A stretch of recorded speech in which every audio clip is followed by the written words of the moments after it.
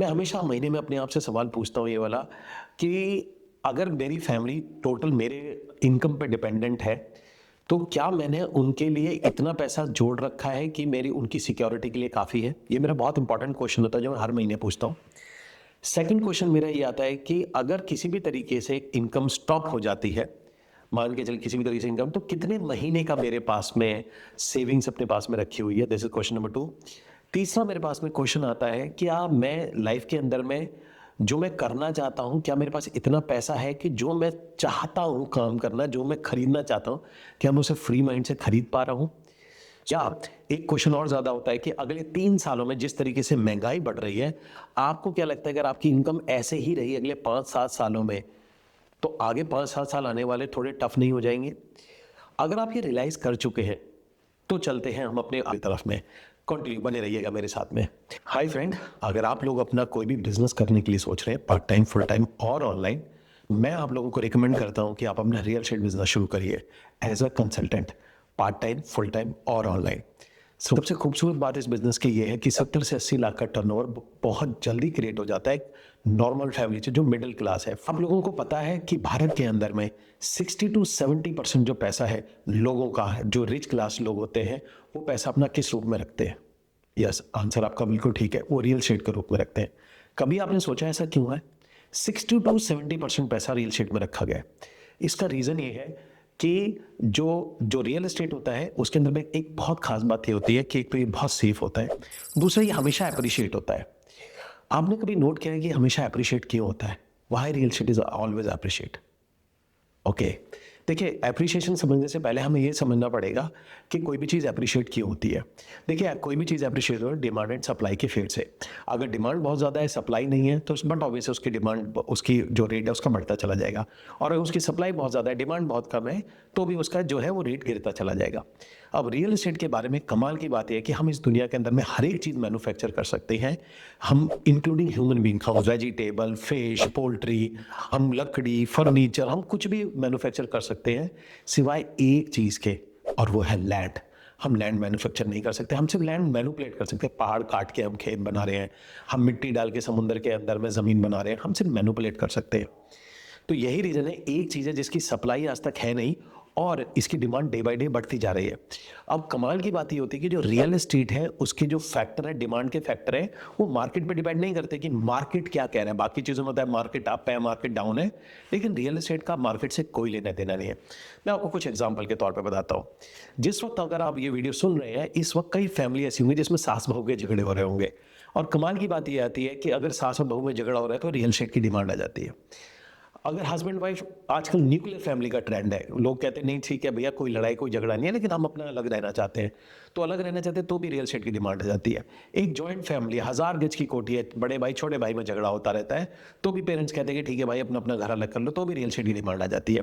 और इसके बाद अगर किसी की प्रमोशन हो जाती है, कोई बैंगलोर में रहता है, वो दिल्ली में उसकी जॉब लग जाती है, और जब वो दिल्ली के अंदर में आता है तो फिर रियल एस्टेट की डिमांड आ जाती है, जबकि बैंगलोर में उसका अपना घर है।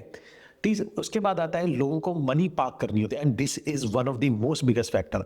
आप लोगों को शायद आइडिया नहीं होगा, जितने भी एनआरआईज होते हैं जो पैसा लेते हैं वो इंडिया के अंदर में रियल एस्टेट में पार्क करते हैं। इसलिए आपने कई बार नोट किया होगा कि रियल एस्टेट के अंदर में यूनिटें खाली पड़ी हुई हैं लेकिन रेंट बढ़ रहे हैं। उसका ऐसा कैसे हो सकता है? ऐसा इसलिए होता है क्योंकि मनी पार्क यहाँ पर होती है, लोग अपना पैसा पार्क करना पसंद करते हैं रियल एस्टेट के रूप में।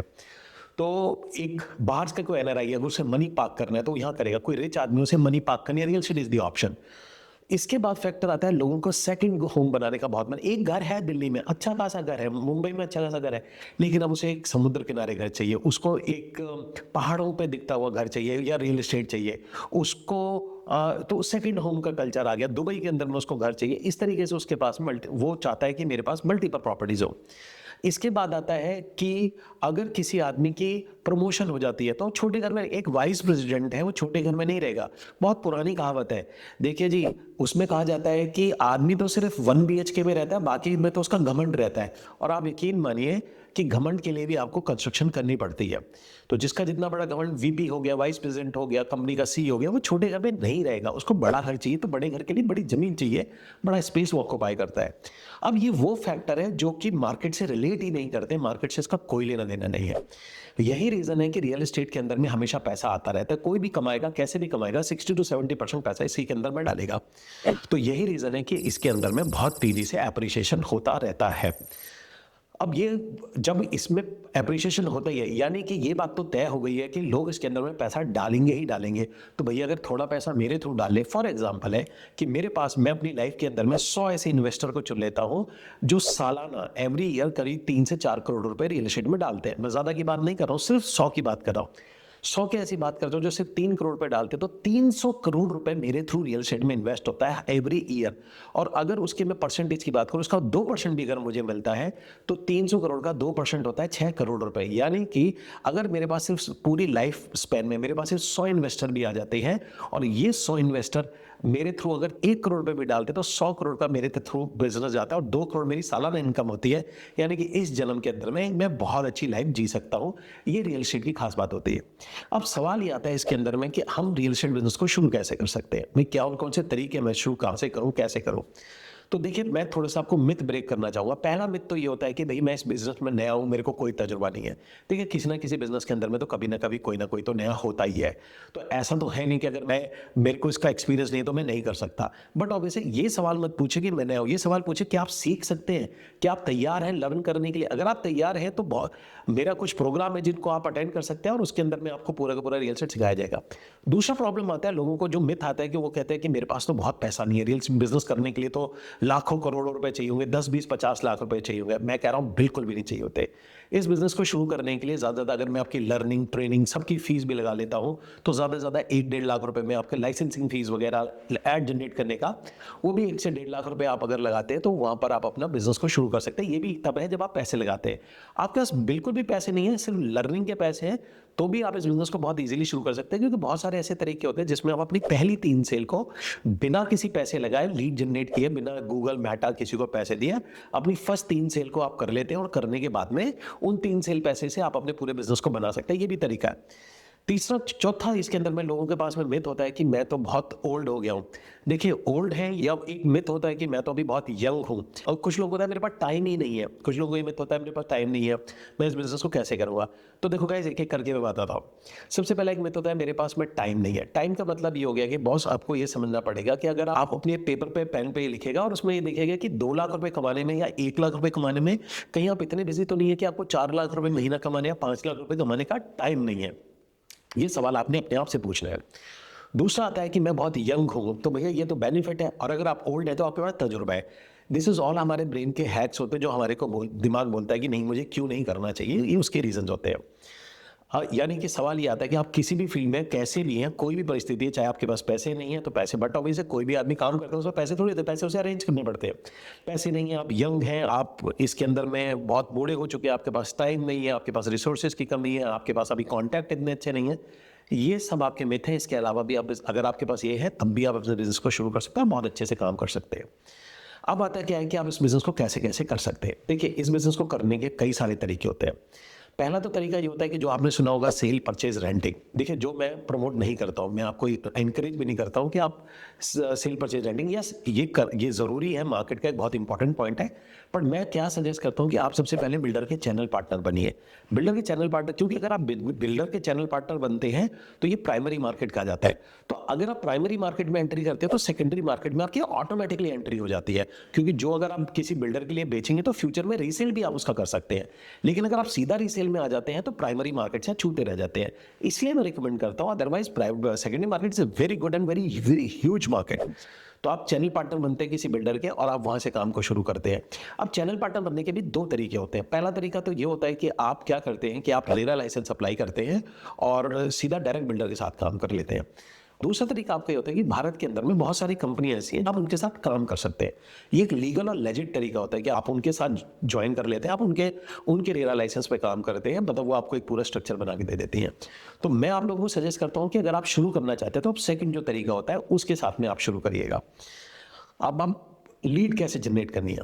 देखिए, इसके अंदर में 2 तरीके होते हैं जो मैं लोगों को रिकमेंड करता हूँ। पहला तो तरीका ये होता है कि अगर आप बिना पैसे के लगाए लीड जनरेट करना चाहते हैं, तो मार्केट के अंदर में आप कुछ टाई अप्स कर सकते हैं। For example mutual fund, insurance agent उनके साथ टाई अप करते हैं और वो आपको कुछ डील देते हैं, आप उनको आधा-आधा 50-50 डील कर सकते हैं। इनफैक्ट अगर आप इस फील्ड में हैं, म्यूचुअल फंड एजेंट है, इंश्योरेंस एजेंट या बैंकिंग में है, तो आपके पास तो डायरेक्ट बायर होंगे, तो आप डायरेक्टली उस काम को भी कर सकते हैं।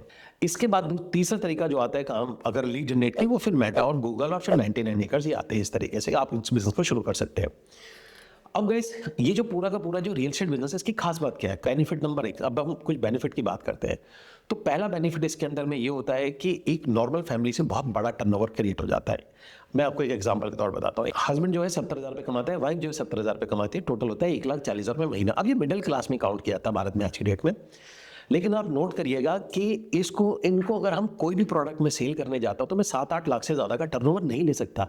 लेकिन अगर मैं रियल एस्टेट कंसल्टेंट बन के इनके पास जाता हूं, तो कमाल की बात यह है कि इन्हीं लोगों से मैं तकरीबन 70 से 80 लाख का टर्नओवर ले लेता हूं। और अगर उसका मुझे 2% भी मिलता है तो 1-1.5 लाख रुपए मेरा प्रॉफिट होता है। मतलब कमाल की बात यह आती है कि जिस फैमिली से मैं जितना टर्नओवर नहीं ले सकता सिर्फ रियल एस्टेट कंसल्टेंट बनने के बाद, उसी फैमिली से मैं उतना बड़ा प्रॉफिट जनरेट कर लेता हूँ। ये बहुत बड़ा बेनिफिट होता है। दूसरा सबसे बड़ा बेनिफिट रियल एस्टेट में होता है कि अगर आपको लीगल बड़ी इनकम चाहिए इन शॉर्टेस्ट टाइम के अंदर में, तो रियल एस्टेट जो बिजनेस आता है वो नंबर 1 ऑप्शन आता है। मैं आपको एग्जांपल के तौर पर बताता हूँ। आपने आज ज्वाइन किया, आपने शुरू किया बिजनेस को, आपको प्रोजेक्ट मिल गया, आपने काम करना शुरू किया। यहाँ पर एवरेज 5-7, मैं आपको एक एग्जांपल बताता हूँ। मेरे साथ में मेरे जो प्रोग्राम है उनको किसी ने ज्वाइन किया था, एक लेडी थी मुंबई से, उन्होंने ज्वाइन किया था। ज्वाइन करने के बाद में वो उनकी एक सेल हुई थी, जो एक सेल थी तकरीबन 12-13 करोड़ रुपए की थी और उसके अंदर उनका 2% जो आया था वो 25 लाख रुपए के आसपास आया था। यानी कि एक ही डील में 25 लाख रुपए उन्होंने अर्न किए थे। अच्छा, इसका मतलब ये नहीं है कि सब लोग अर्न करते हैं। सीधी सी बात ये आती है, कोई ये स्कीम नहीं है, बिजनेस है, तो आपको सीखना पड़ता है, चीज़ें इंप्लीमेंट करनी पड़ती है, तब जाके इतने अच्छे रिजल्ट आते हैं। तो दूसरा बेनिफिट आता है कि आपको अगर कोई बहुत अच्छी इनकम करनी है, शॉर्टेस्ट टाइम में करनी है, real estate business is number 1 option. तीसरा इसके अंदर में जो बेनिफिट आता है वो आता है आज की डेट में आप इसको कंप्लीटली ऑनलाइन कर सकते हैं। आप लोगों को शायद आइडिया नहीं होगा कि गोदरेज का अपना 20 से 30% बिजनेस वो ऑनलाइन ही उठाता है। कुछ प्रोडक्ट ऐसे हैं जैसे फ्रैक्शनल हो गया, फ्रैक्शनल रियल एस्टेट हो गया, गोवा हो गया, धुलेरा हो गया और दुबई हो गया, ये सारे के सारे ऑनलाइन बिकते हैं। आपको कहीं कहीं जाने की जरूरत नहीं है, आपको सिर्फ एक लैपटॉप होना चाहिए। आप पूरी दुनिया में कहीं भी, कि एक लैपटॉप, एक वाईफाई कनेक्शन होना चाहिए आपके पास में। आप दुनिया के किसी जंगल में भी बैठे हैं और ये 2 चीज़ आपके पास है, तो आप वहाँ पर भी बैठ के पैसे, अच्छे पैसे कमा सकते हैं आज की डेट में। तो इतना बड़ा कमाल की बात है। तीसरा, आपको 3 लाख रुपये महीने कमाने तक कोई एम्प्लॉय की जरूरत नहीं है। आपको 3 लाख महीने कमाने तक कोई ऑफिस की जरूरत नहीं है। जनरली जो साइट पर डील होती है वो बिल्डर की साइट पर डील होती है, जो बिल्डर का साइट ऑफिस होता है वहाँ डील होती है। आपको कभी ऑफिस की जरूरत नहीं, क्योंकि आपका क्लाइंट आपके ऑफिस आने की बात भी नहीं कर रहा, क्योंकि वो आपके पहले प्रोजेक्ट देखेगा, डील करने भी आएगा तो बिल्डर के ऑफिस में आएगा। तो आप बहुत इजीली इसको बिना ऑफिस के भी कर सकते हैं। इसके बाद आता है आपका, इसके अंदर में बहुत अच्छे कॉन्टैक्ट्स बनते हैं। मुझे नहीं पता आप में से किसको लगता है ये बहुत बड़ा प्रॉफिट है या नहीं है, बट बहुत पुरानी कहावत है, आप क्या जानते हैं मैटर नहीं करता, आप किसको जानते हैं बहुत मैटर करता है। तो इसके अंदर में आपके बहुत अच्छे अच्छे कॉन्टैक्ट्स भी बन जाते हैं। इसके बाद जो रियल एस्टेट के अंदर में जो सबसे बड़ा बेनिफिट है इसके अंदर में आता है, इसे बेचना बहुत ज़्यादा आसान है। मतलब आसान क्यों, मैं आपको इसका रीज़न बताता हूँ। आसान इसलिए, देखिए दुनिया के अंदर में 2 तरीके के प्रोडक्ट होते हैं, एक हमें बेचना पड़ता है, एक जो घर लोग खरीदने जाते हैं। अब मैं आपको एग्जांपल के तौर पर बताता हूँ।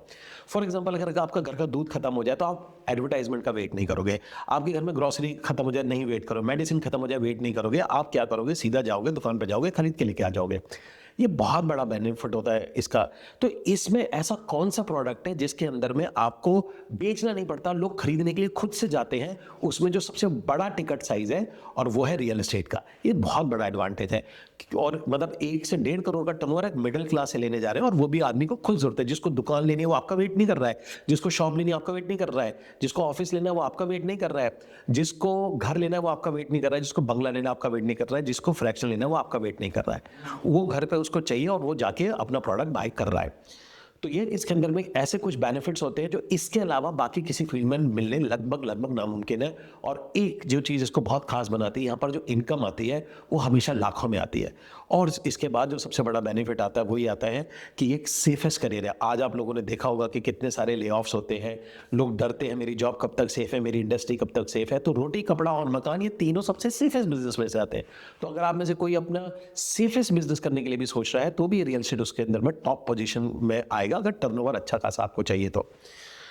अब गाइस, करना आपने क्या है, आपको, अगर आपको भी लगता है कि आपको रियल एस्टेट बिजनेस करना चाहिए पार्ट टाइम, फुल टाइम या ऑनलाइन, या आप कोई बिजनेस करने के लिए सोच रहे हैं, तो मैं आप लोगों को ये बोलूँगा कि सबसे पहला काम ये है कि रियल एस्टेट पे ये जो मेरा चैनल है, इसके ऊपर में बहुत अच्छे-अच्छे वीडियोज़ अभी आने वाले हैं, और आप अगर कोई वो सेशन अटेंड करना चाहते हैं तो ये क्यूआर कोड है, इस क्यूआर कोड पे आप अपना स्कैन करके अपने वेबिनार में रजिस्ट्रेशन करा लीजिए। और हाय फ्रेंड, मेरा नाम कुमार अमित है और मुझे लगभग 18 साल से ज़्यादा का तजुर्बा है रियल एस्टेट के अंदर में, और मैं कई हज़ार रियल एस्टेट के ट्रांजैक्शन को कंप्लीट कर चुका हूँ। लेकिन एक यहाँ पर एक मैंने प्रॉब्लम ये देखा था कि ये फील्ड बहुत बड़ा है, भारत के अंदर में बहुत बड़ा फील्ड है। और मैं आपको कमाल की बात बताता हूँ कि हमारे, मुझे बाकी पता नहीं, लेकिन इंडिया के अंदर में बहुत रेयरली ऐसे कॉलेजेस हैं जहाँ पर रियल एस्टेट का कोर्स है। आजकल कुछ कोर्स लॉन्च हुए हैं, लेकिन पहले मेरे टाइम पे तो वो भी नहीं हुआ करते थे। इनफैक्ट मैंने नोट किया था कि मैं जब कॉलेजेस में बोलता था कि मैं रियल एस्टेट के लिए प्लेसमेंट करने जा रहा हूँ, तो वहाँ पर मना कर देते थे कि नहीं नहीं, आप हमारे यहाँ पर हम रियल एस्टेट पर प्लेसमेंट नहीं कराते हैं। मेजर ऑफ द कॉलेजेस ने मना किया था। और जबकि भारत की इकॉनमी के अंदर में, भारत के बिजनेस या जीडीपी में बहुत बड़ा योगदान देता है। और इसका खामियाजा ये था कि जब मैं इस बिजनेस में आना चाहता था, मैं करना, ना तो मुझे कोई मेंटर मिला, ना मुझे कोई ऐसा कोई ट्रेनिंग प्रोग्राम मिला था जो मुझे बिजनेस को शुरू करा सके। और मुझे पता है ये बिजनेस बहुत बड़ा बिजनेस है। तो गाइस, जब मैं इस बिजनेस में स्ट्रगल कर रहा था, मैं मेंटर को ढूंढ रहा था, तब मैंने अपने आप को एक प्रॉमिस किया था कि जब भी मैं अगर इस फील्ड में कभी कामयाब हुआ, अब कामयाबी की देखिए कोई परिभाषा नहीं है, मैंने बहुत बड़ा बिजनेस नहीं किया, लेकिन हाँ कुछ नहीं है, हज़ारों में रोड बेची हुई है। तो मैंने अपने आप को ये प्रॉमिस किया था कि अगर मैं इस फील्ड के अंदर में कभी भी कामयाब हुआ, तो मैं इस इंडस्ट्री को 1 लाख लोग ट्रेन करके दूंगा, जिसके लिए मैंने अपना पूरा एक ट्रेनिंग प्रोग्राम बनाया हुआ है। मैंने अपना पूरा ट्रेनिंग स्कूल है, ऑनलाइन बहुत सारे लोग हैं जिसके मेरे साथ जुड़े हुए हैं। सो ये मेरा इंट्रोडक्शन है, और मैं कामना करता हूं कि आप अगले 3 सालों में जो भी आपके ड्रीम है वो पूरे कर सके, और उसमें अगर आपकी मैं थोड़ी सी भी हेल्प कर पाया तो मैं समझूंगा कि शायद मैंने इस जन्म में कुछ बहुत अच्छा काम किया। तब तक के लिए अपना ध्यान रखिएगा इस, और आने वाले वीडियो के लिए, और किस टॉपिक पे आपको वीडियो चाहिए रियल एस्टेट से रिलेटेड, मार्केटिंग से रिलेटेड, तो प्लीज़ कमेंट में ज़रूर डालिएगा। ठीक है जी, तब तक के लिए टेक केयर, बाय।